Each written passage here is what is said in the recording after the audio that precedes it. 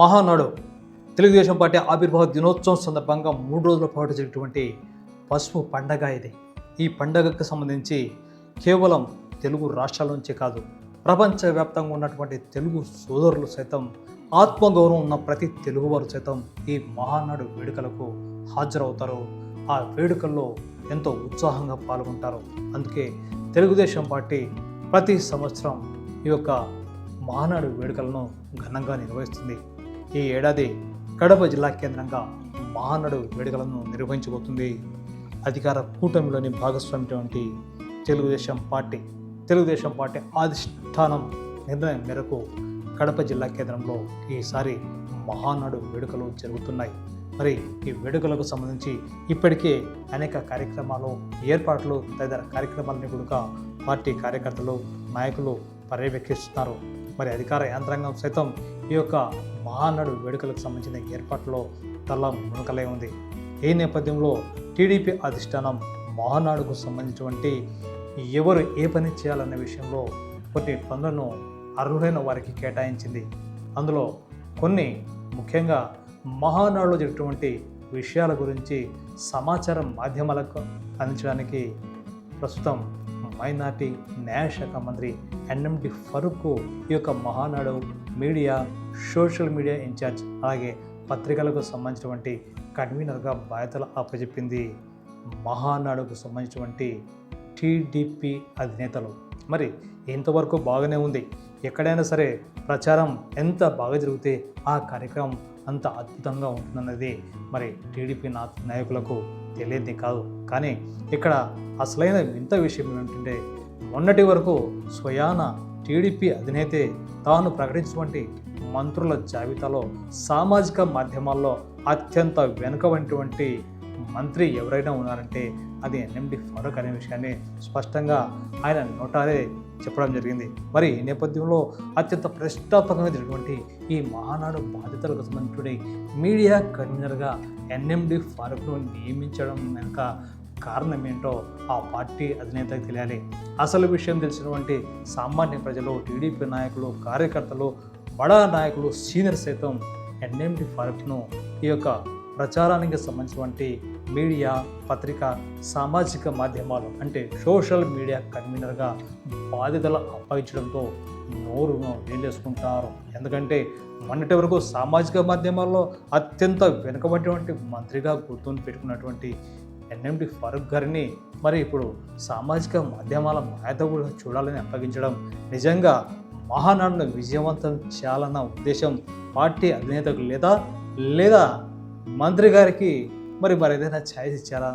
నిజంగా చెప్పాలంటే మంత్రిగా ప్రమాణ స్వీకారం చేసినప్పటి నుంచి, నంద్యాల ఎమ్మెల్యేగా ఎన్నికైనప్పటి నుంచి ఇంతవరకు నంద్యాల మీడియాతో ముఖాముఖిగా మాట్లాడిన సందర్భమే లేదు సదరు మంత్రి గారు అన్న విషయం అందరికీ తెలిసిందే. ఇంతవరకు మంత్రి గారు మాట్లాడుతున్నారంటే పక్కవానికి కూడా వినిపించదన్న భావన అందరిలో ఉంది. మంత్రితో పాటు నచ్చినటువంటి చాలామంది సైతం ఇదే మాట అంటుంటారు. మంత్రి గారు ఏం చెప్పారని పక్క వాళ్ళని అడిగి మరీ తెలుసుకుంటారు. మరి ఈ నేపథ్యంలో సామాజిక మాధ్యమాలకు దూరంగా ఉంటూ సామాజిక మాధ్యమాలను, మీడియాను అస్సలు పట్టించుకోండి సదరు మంత్రి గారికి టీడీపీ అధిష్టానం అసలు మహానాడు మీడియా, పత్రిక, సోషల్ మీడియా ఇన్ఛార్జ్గా బాధ్యతలు అప్పచెప్పడం నిజమేనా అని కొందరు అవాక్కవుతున్నారు. దయచేసి సీఎం గారు, నారా లోకేష్ గారు ఇది జోక్ కాదు కదా అనే విషయం కూడా ఇప్పుడు సామాజిక మాధ్యమాల్లో వైరల్ అవుతున్నాయి. ఎందుకంటే టీడీపీలో ఎంతోమంది మోహమోహులు ఉన్నారు. మరి సోషల్ మీడియాను ఎలా ఉపయోగించగలో, సోషల్ మీడియాలో ఎలా హైలైట్ కావాలో తెలిసినటువంటి పట్టాభి లాంటి సీనియర్స్ కూడా ఎంతోమంది ఉన్నారు. వారందరినీ కాదని సామాజిక మాధ్యమాల్లో పూర్తిగా వెనుకటువంటి, అంటే ఒక రకంగా చెప్పాలంటే తరగతి గదిలో అత్యంత పూర్వ ఉన్నటువంటి విద్యార్థికి సామాజిక బాధ్యతలను అప్పగించడం నిజంగా టీడీపీ అధిష్టానం చేసినటువంటి పెద్ద తప్పని సామాజిక మాధ్యమాల్లో జోరుగా చర్చ జరుగుతుంది. సీఎం గారు చేసినటువంటి లేదా అక్కడ ఉన్నటువంటి పార్టీ నాయకులు తీసుకున్నటువంటి ఈ నిర్ణయం చూసి సామాన్య కార్యకర్తలు సైతం నవ్వుకుంటున్నారు. అసలు మీడియా ఇన్ఛార్జిగా సదరు సామాజిక మాధ్యమాల్లో చిట్టస్థితికి సంబంధించిన మంత్రి గారికి బాధ్యతలు అప్పచెప్పడం నిజంగా నవ్వుకోపోవడం కాకపోతే నవ్విపోదురు కాక సీఎం గారు ఒక్కసారి చూడండి, జరిగేది మహానాడు, మినీ మహానాడు కాదు అనే విషయాన్ని సదరు పార్టీ అధిష్టానానికి టీడీపీ కార్యకర్తలు నెత్తి నోరు బాదుకుని చెప్పుకుంటున్నారు.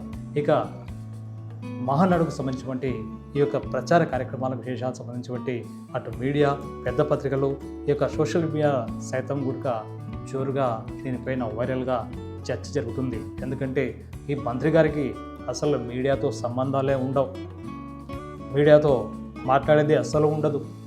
మరి అలాంటిది మంత్రి గారికి అసలు సోషల్ మీడియా ఇన్ఛార్జిగా బాధ్యతలు అప్పచెప్పడం పెద్ద జోక్ అన్న విషయాన్ని కూడా సామాన్య ప్రజలు, పార్టీ కార్యకర్తలు చర్చించుకుంటున్నారు. దయచేసి మహానాడును వైభవంగా ఘనంగా జరపాల్సినటువంటి మహానాడును దిగ్విజయంగా జరపాలంటే మరి మీడియా బాధ్యతలను మరి ఇన్ఛార్జిగా మార్చాలా లేదా అనే విషయాన్ని పార్టీ అధిష్టానం ఒక్కసారి ఆలోచించుకోవాల్సిన అవసరం ఉంటారు పార్టీ నేతలు, కార్యకర్తలు. నిజంగానే పార్టీ ఇన్ఛార్జిగా ఉన్నటువంటి నాయకులు సైతం ఇదే విషయాన్ని పార్టీ అధిష్టానం వద్ద మొరపెట్టుకుంటున్నారంట. సీఎం సారో జనం నవ్వుకుంటున్నారు, ఓసారి చూడండి అంటూ జనం జోకుల మీద జోకులు వేసుకుంటున్నారు.